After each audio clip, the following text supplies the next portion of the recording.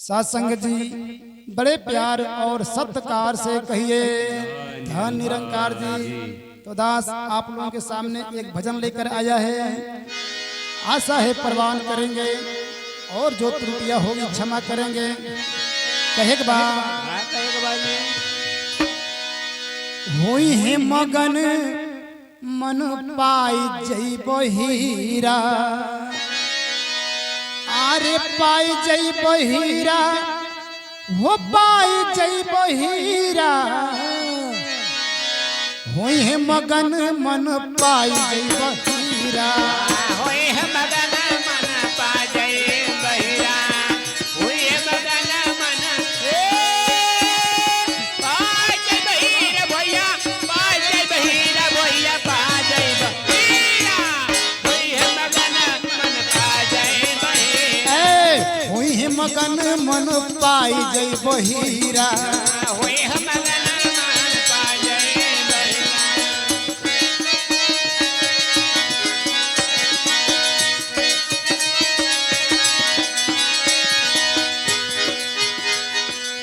सेवा सत्कार में तू मनवा लगा ला, हो मनवा लगा ला,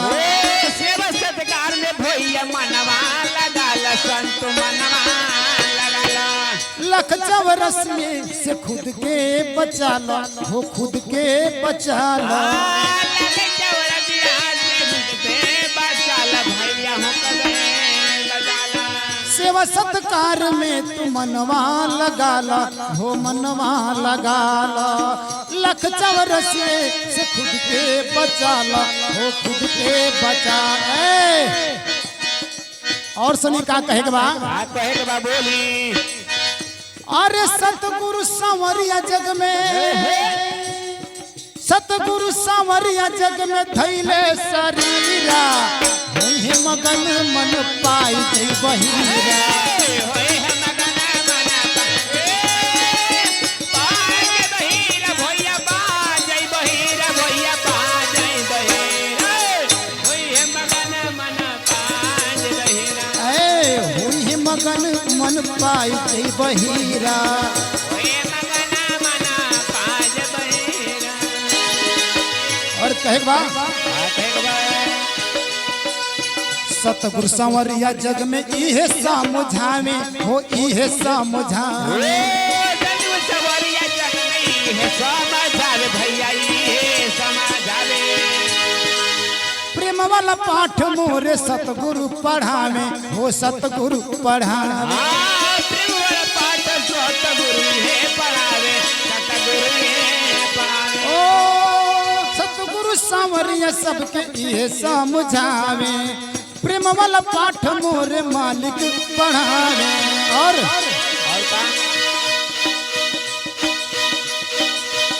और दिया ना जलाई दिए, अरे दिया ना जलाई दिए धैला तू धीरा, होई मगन मन पाई जई बहीरा, होई है मगन मन पाए बहिरा, बजई बहिरा भैया, बाजई बहिरा संत पा जई बहिरा, होई है मगन मन पाए बहिरा, होई मगन मन पाई जई बहीरा। होई मगन मन पाए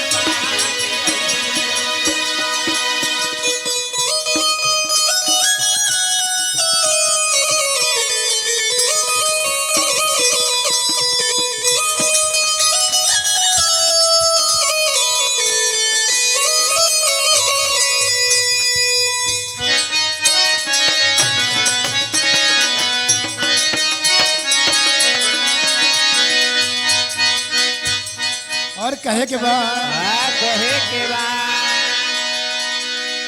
मानु शरीरिया जग में काहे बोधे पवला, हो काहे बोधे पवला,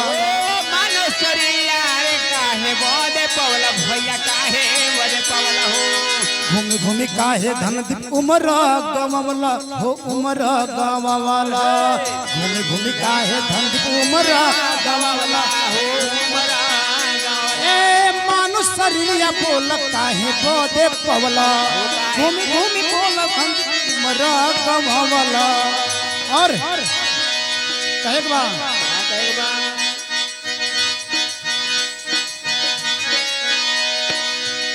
अरे हो ये पछताना बहुत पछताए के पड़ी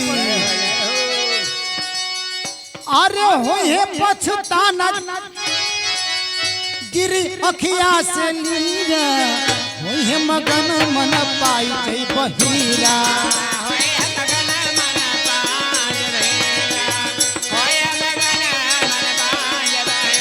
अरे पाजई बहिरा हो पाजई बहिरा हो पाजई बहिरा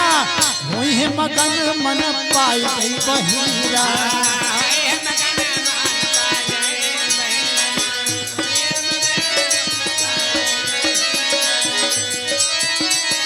साथ संगत जी बड़े प्यार और सत्कार से कहना निरंकार जी।